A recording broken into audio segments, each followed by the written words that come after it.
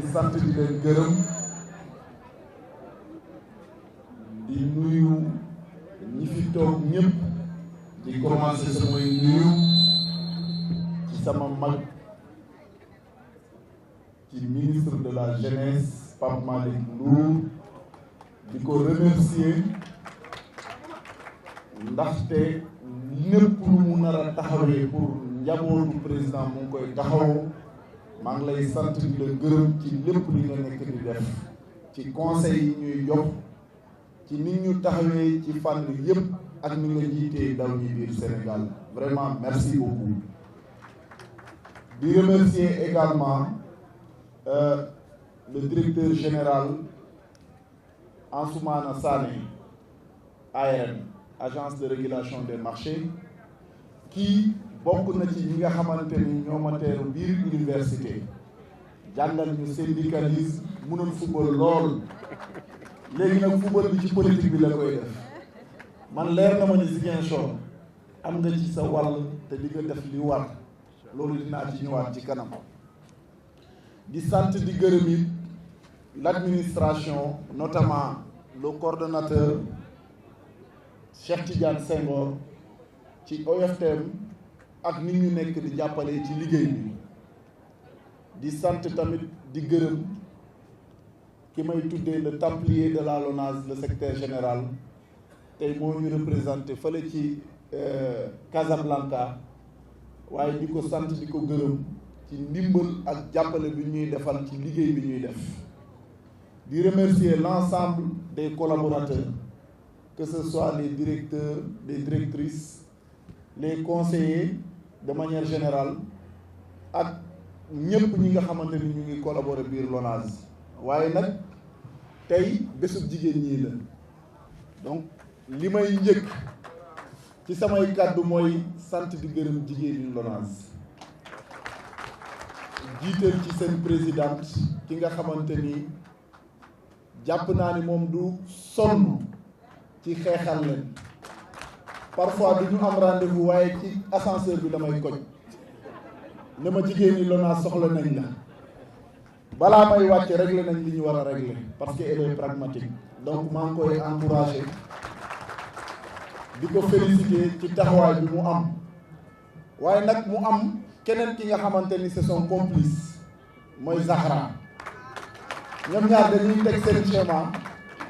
jàpp ni yéeguma caméra yaa ngi ci biir damay gis lépp ñu waxtaan li ñu waxtaan ba may génn rek ñu koj ma waaye loolu yëpp pour jàppale jigéen ñi revaloriser seen statut nangul leen seen yenn revendication yi donc maa ngi leen di sant di leen gërëm di leen remercier ci lépp li ngeen di dekk di def bi may jël en tout cas service fii ci LONASE ne woon naa leen c'est l'humain qui sera au cœur de mon management mooy maanaam ci nit laay sukkandikoo pour mën a def liggéey biñ ma dénk ci LONASE te yaakaar naa ni bi ñu commencé ba tey acte yi ñuy posé mën na kaa firnde bu baax a baax a baax a baax a baax lu bëri bu mënee ne daa fekk jigéen ñi nangu lu bëri buñ ko amee ci éducation daa fekk jigéen ñi jàpp ci donc c'est le moment également de rendre hommage à ma chère épouse mais surtout à ma chère maman pour éducation bi pour ndimbal gi ak support bi nga xamante ni du li nit ñi faral di gis jigéen ñépp xam nañ ni ci lépp lu ñu jàpp wax ngeen ni ce que femme veut Dieu le veut mais man j'irai plus loin ce que femme veut Dieu le fait bu ñu nee ñun dañoo accès suñu management au cœur de l'humain le directeur général Ansou Sank mu ngi may naan quelle est la place de la femme au sein de l'humain ma ne ko c'est elle qui procrée donc bu ñu nee l'humain c'est la femme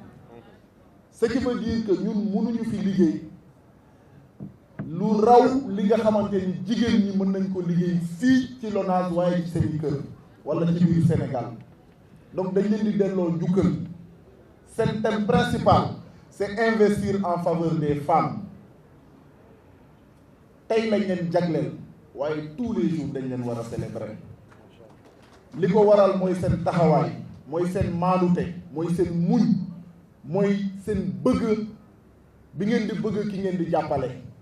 jigéen ku mu jàppale kuñ la sotal di nga gañe képp ku ñu jàppale di nga am ndam waaye ma naan leneen ci lépp li nga xamante ni jigéen mu ngi koy liggéey li ci ëpp mooy suñu éducation ñun te loolu li ngeen ciy def mooy résultat lii ngeen di gis ci comportement ci biti donc dama leen ciy ñaax ngeen gën ci investir yéen jigéen ñi l'éducation des enfants l'éducation également des maris l'éducation au niveau de vos espaces de travail na ngeen ci gën a góorgóorlu lii ngeen di wax ñu ngi leen koy defal suñu warugar la buñ ko deful dañ ko war a def buñ ko defee dañ ko nar a def ak yi ngeen am duma ci ñëwaat waaye li ngeen di ami tant que ñu ngi fi mën dara man ci loolu lay ñëwaat. wax ngeen par rapport à votre subvention wax ngeen par rapport à l'accompagnement bi ñu leen di defal ci titre de voyage yi wax ngeen ci accompagnement yi ngeen di defal ci activités yi ngeen faral di def waaye am na yeneen yuy ñëw.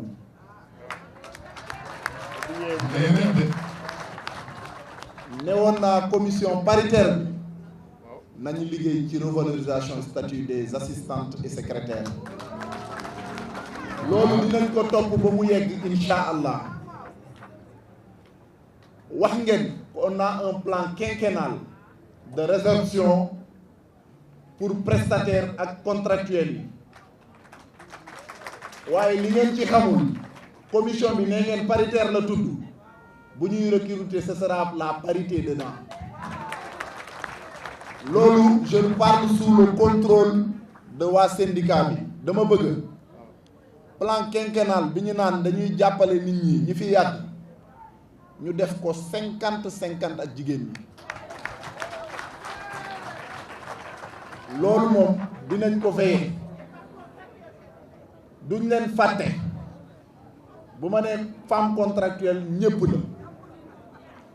vendeuses yi am na ñi nga xamante ni bëgg nañu ñu boole leen ñu ñëw dugg ci biir LONASE pour mën a am une retraite complémentaire bu baax xeex bu ñu nekk di xeex pour mën leen taxawal benn crèche ce sera une réalité dans les semaines à venir on l'avait annoncé fu mu nekk nii les études sont faites te dinañ leen ci associé pour ngeen bokk ci yéen waa AFLO pour gestion wu crèche yi dinañ xool nan lañ di mën a organiser pour ngeen mën cee bokk lii yëpp nag li ko waral lenn la mooy gis ngeen ni le chef de l'État monsieur le président Macky Sall lépp lu mu def ci vision politique jigéen da cee am cër ba mu mat sëkk ñun ndaw ñi nga xamante ni jël nañu tàbb ñu def ñu ci yenn institution yi mënuñu leneen lu dul wëyal liggéey boobu fësal ko ba pare am niñ ci taxawee donc tey laata ngeen ñuy sant ñun da ngeen ñuy santal le président Macky Sall ngeen gërëmal ñu ko parce que lépp lu mu war a liggéey ci réew mi ñëpp xam nañ ne mu ngi koy liggéey te liggéey na ko tey nag ñun dañ ko war a rendre hommage nan lañ ko mën a rendre hommage ci li ma jàpp ci wax ju gàtt mooy dax am kuñ ñu joxoñ mu ne ñu boo ñu jàppalee bu leen ma bëggee jàppale dëggantaan fexe leen ba kii ma leen joxoñ mu doon njiitum réew mooy l'ancien premier ministre et candidat futur président de la République Amadou Ba. dama jàpp ni jigéeni Sénégal boo leen xoolee trajectoire nit ki xool jikkoom xool nu mu dalee xam ngeen ni moo baax ci réew mi parce que suñu Sénégal bu yëngoo yenn yëngu yi gëm naa ni dinañ tal leneen lu dul organiser ay activités dinañ tal leneen lu dul wax ci li nga xamante ni mooy jëmal dëkk bi kanam te moom rek mën a perpétrer actuellement léegi Macky Sall parce que Macky Sall liggéey na réew mi loolu ku ko bëgg ak ku ko bañ da ko war a nangu def liggéey réew mi bu ñu mënee def li ñuy def daa fekk ni mu ngi doon doxal réew mi donc dama leen di ñaax foog naa ni yàgg nañ toog di waxtaan ñun ak suñu responsabilité ñu ngi def lu ñu mën pour jàppale jigéen ñi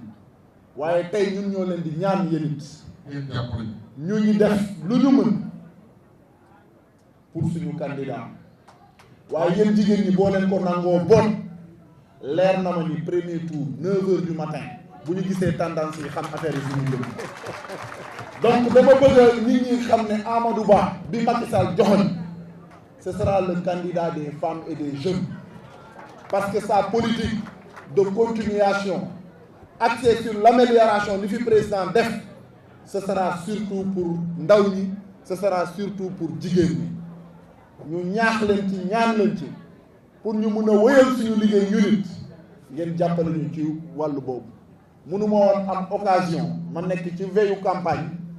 am cadre bu may waxtaanee samay jigéen ñi may liggéeyal fii biir LONASE te duma leen wax lu jëm ci lii nee nañ ma tamit am nañ fi ay njàmbaar ñi nekk biir LONASE di liggéey gëm naa ni yàgg ngeen jàppale nit ñi nekk en tout cas de manière très humble bu ñu yeggee suñuy bureau muy xeeñ neex muy set jigéen ñi koy defar la bi ñu amee possibilité xool ni ñu leen di jàppale ren y aura des cadeaux pour ñii nga xamante ni ñooy personnel de technicien de surface mooy ñi fi defar suñu nit dinañ leen jàppale ci weeru koor bi waaye man li ñu fi doon def xaw ma lan la de waaye dinaa ko doubler bu ñu defuloon dara dinaa def donc ngeen xam ne ñun bu ñu toogee fu set mën a liggéeyee fu set jigéen yooyu la te pourtant elles passent parfois inaperçues donc les techniciens de surface les femmes yu yor nettoiement biir LONASE dinañ leen revaloriser bu ci yàlla àndee te xam ngeen ni fan yii di ñëw commission paritaire bi dina annoncer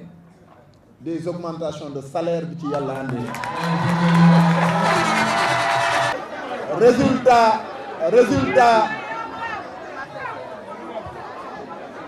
résultat yu LONASE doon def ñun dañ ko consolider ci en 6-7 mois du ma joxe chiffre de laata may catu waa LONASE waaye jàpp leen ni résultat yi ñu defoon daaw ci bénéfice LONASE da koo triplé ren ci 6 mois li ko waral nag mooy liggéey bu dëgër te yéen jigéen ñi yéen a ko waral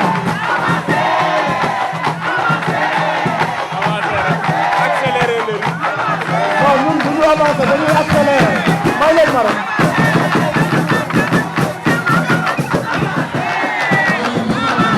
waaw boobu leen may ma nag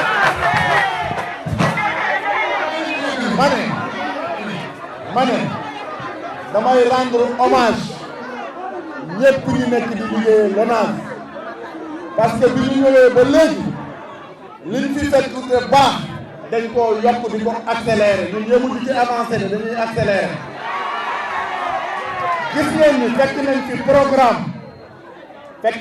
programme parce que tamit nit da ngay gore administration buñ fi remplacer liggéey biñ fi def lañ nekk di wëyal di ko yokk loolu tax ñu fekk ni benn programme immobilier du fi am nara defal 37 villas yu rafet te mucc ayib defal 64 appartements ñu ne dañ koy defar pour njaay ma ne leen waaw nangu naa waaye waa LONASE ñoo koy njëkkee ñi fiy liggéeyee la ñu bëgg képp ku fiy liggéey yàlla may ko possibilité balaa muy retraité am këram wala am appartement loolu nag programme bi nga xamante ne démarré na ba pare la dinañ leen wax modalité yi nu muy demee ñu xool ni ñu leen ciy jàppale waaye nag buñ koy defit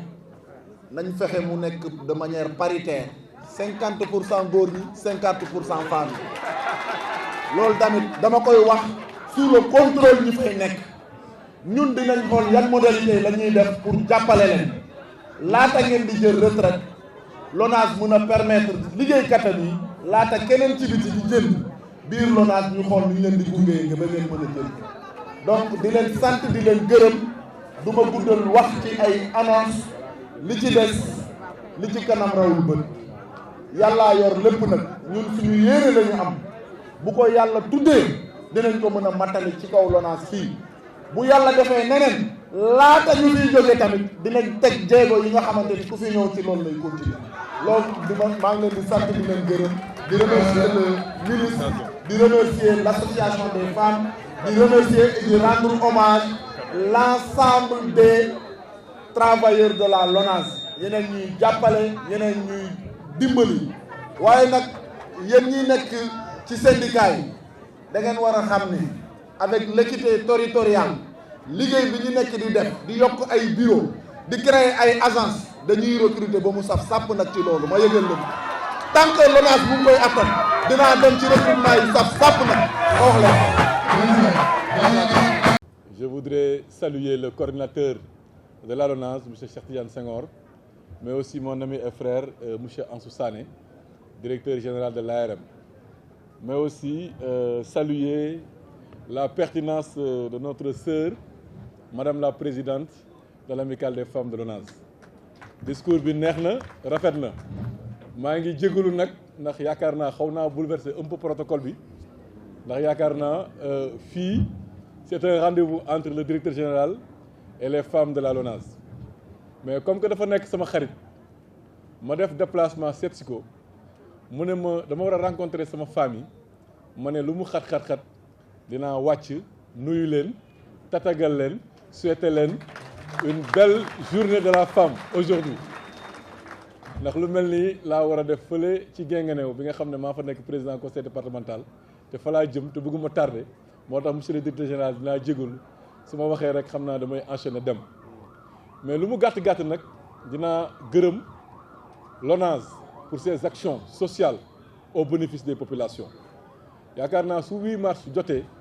ñu koy fêter dinañu rappeler chaque fois nous en tant que citoyens que ñu ngi seetaan télé ñu ngi gis LONASE di tabax ay maternité di tabax ay postes de santé au bénéfice des populations donc loolu su ma ñëwee fii devant les femmes je voudrais profiter de l'occasion au nom du gouvernement au nom du président Macky Sall et en mon nom propre en tant que citoyen féliciter LONASE ci liggéey boo nga xam ne mu ngi koy liggéey ci loolu léegi rek ñu ngi gis maa ngi gis ay ambulance yoo xam ne LONASE moo ko def di ko jagleel dëkk yi te xam naa dëkk àll yi ñoo ciy ëpp te loolu aussi je pense que c'est au bénéfice des femmes te loolu lu am solo la donc félicitations à la LONASE félicitations aussi aux femmes de la LONASE ci seen taxawaay ci seen dëggu ci seen engagement derrière l'État du Sénégal ndax yaakaar naa bëriwuñu ay yëngu-yëngu yu ñuy dégg LONASE ci Sénégal bi nga xam ne les tensions sont si vives les syndicalismes si dynamiques c'est vrai am na fi mais je sais que vous l'êtes fait mais en toute responsabilité mosuñu dégg ay yëngu-yëngu yu métti am LONASE donc au nom du gouvernement au nom de l'État su ma ñëwee fii fekk fi femmes yi à travers elle dinaa féliciter LONASE ci loolu mais nag su loolu weesoo nag dinaa leen gën a dénk votre directeur général Abdourahmane Doura Baldé soo gisee ma nekk ministre de la République nekk ministre de la jeunesse mu jar ma ñëw seet si ko fii pour encourager ko féliciter ko ba mu jaral ma ñëw toog fii di wax ak yéen c'est parce que dafa nekk jeune boo xam ne dama leen ko bëgg dénk ndax il fait la fierté de la jeunesse du Sénégal te soo xoolee ñun ak moom ñu bokk mbir mi ak jeune nu mu mel ak xëccoo yi naa am ci jeune nga gis ma fi man ma toog ak notre autre frère qui est là muy Ansou Sané c'est parce que da nga war a xam ne moom jeune bu am valeur la jeune bu baax la jeune bu président am yaakaar la mais jeune bu réew mi am yaakaar la moo tax ma bëgg waa LONASE comme ni ngeen ko defee ak yeneen directeurs yi ngeen jàppale ko comme seen doom comme seen jarbaat comme seen kóor ngeen jàppale ko parce que xam naa ne il a beaucoup d'ambition pour la LONASE ngeen jàppale ko parce que xam nañu ne état bi am na yaakaar ci moom su ma nee état nag je parle de République je ne parle pas des personnes waxuma sax nag président Macky Sall mi nga xam ne moo ñu boole njaboote fi mu ko teg loolu aussi c'est important gëm naa ne su nekkee LONASE da ngeen ci gis seen bopp donc DG maa ngi lay gën a ñaax tamit yow it nga jàppale jigéen ñi parce que ñii mérito nañu ko leen jàppale. maa ngi xool seen visage yi chaque fois suñu tuddee sa tour dañ koy wax avec plaisir te yàggu fi cela veut dire que fi nga commencé na bar yokkal affaire yi gars yi gën a gis seen bopp. Voilà le message maa ngi leen di sant maa ngi leen di gërëm félicitations mon frère et bon courage. Monsieur le Président du Conseil d'administration de la LONASE, Monsieur le Directeur Général, Monsieur le Secrétaire Général, Monsieur le Coordinateur, Monsieur le Directeur Ansou Sané, Mesdames, Messieurs les conseillers spéciaux, Mesdames, Messieurs les directeurs, Mesdames, Messieurs les conseillers, Mesdames, Messieurs les chefs de département, Mesdames, Messieurs les chefs de service, chers collègues et invités, chères sœurs, rendons grâce à Dieu, le Tout-Puissant, qui nous a permis cette année de célébrer ensemble, dans une ambiance festive, la Journée internationale de la femme. Après une pause de 3 ans occasionnée par la survenue du Covid-19, l'Amicale des femmes de la LONASE renoue avec la traditionnelle cérémonie où la femme, travailleuse, est sublimée à travers toute la planète. À l'entame de mes propos, une pensée pieuse va à l'endroit de toutes nos sœurs arrachées à notre affection. Prions le miséricordieux de les accueillir dans sa clémence infinie. Permettez-moi de rendre ici un vibrant hommage aux présidentes honoraires de notre organisation, Madame Fatou Ndiaye et Madame Ndeye Diallo, qui ont eu successivement à diriger un ordre amical. Depuis sa création, l'AFLO s'est évertué à soutenir toutes les femmes de notre entreprise, à soutenir les couches vulnérables de notre société. Elle a, dans le cadre de ses activités, apporté diverses aides aux pouponnières, d'ARA, reboiser les agences régionales, soutenir les détenus en milieu carcéral. Elle a aussi permis à certains de ses membres d'effectuer le pèlerinage au lieu saint et apporter d'autres au plan social. Monsieur le directeur général, si de telles réussites ont pu être atteintes, c'est en grande partie grâce à l'accompagnement constant de la direction générale. Tour à tour, vos prédécesseurs, Baylawan, Amadou Sambakan, Lat Diop, ont chacun durant leur passage à la tête de notre institution apporté une valeur ajoutée à notre organisation. En effet, de multiples subventions et divers accompagnements nous ont été octroyés, notamment une subvention annuelle de 7 millions, 2,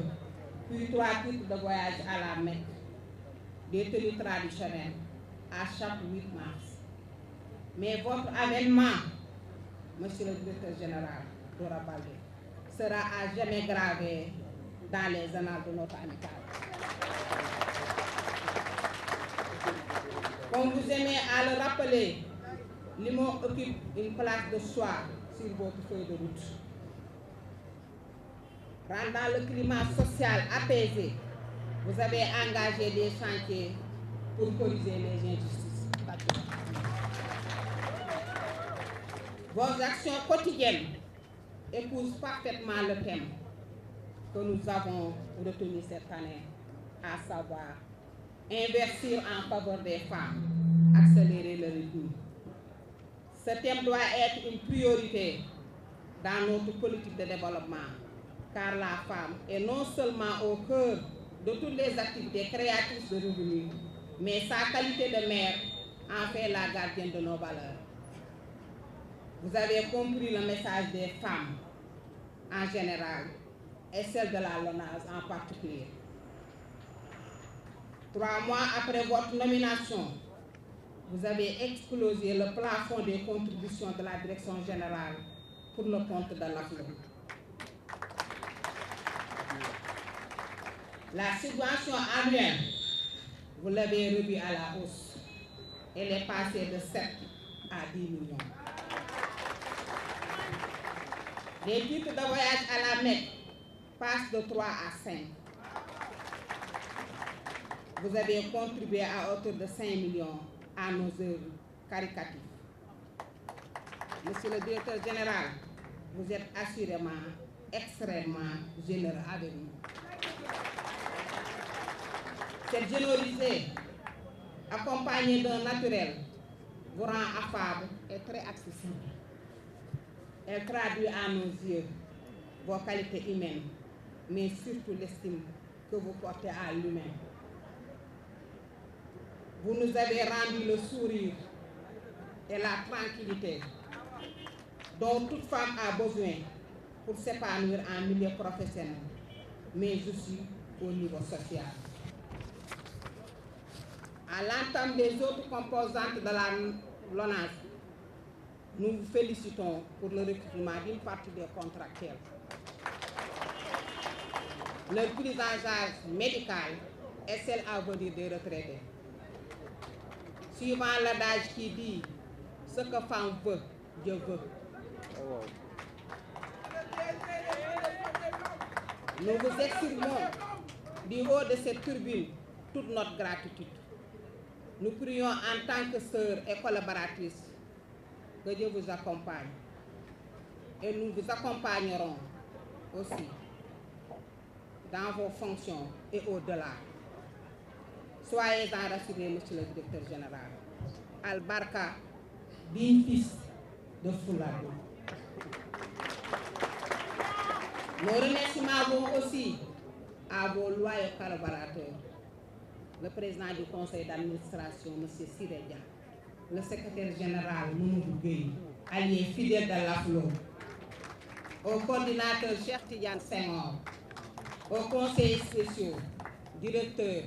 conseillers, chefs de département, chefs de service et toutes les catégories de la LONASE. Vous nous permettez une mention spéciale à nos sœurs membres de l'AFLO de votre staff. Les responsabilités qu'elles assurent avec compétence devraient vous amener, monsieur le directeur, à plus compter sur nos femmes et nous plaçant à la tête des directions, agences, services. Nous vous demandons d'accélérer le rythme. Au syndicat Amical et Dara, AFLO vous dit merci. Quant à vous, chères sœurs, avec qui je partage l'amical, je vous remercie pour la confiance placée en ma modeste personne en m'élisant comme présidente. Nous avons tous ensemble œuvré à entretenir et à renforcer les idéaux de notre amical. Dans un cadre unitaire, tous les plans d'action ont été partagés, renforcés et validés. Nous avons réussi à relooker et élargir les bases de notre organisation. Aux membres du bureau et à tous, je réitère votre engagement pris lors de la dernière Assemblée générale, à savoir transformer notre amicale en un cadre d'épanouissement, de solidarité en dedans et au dehors de la LONASE. C'est le sacerdoce qui doit tout nous animer. Je termine cette adresse en vous souhaitant à toutes une très belle fête.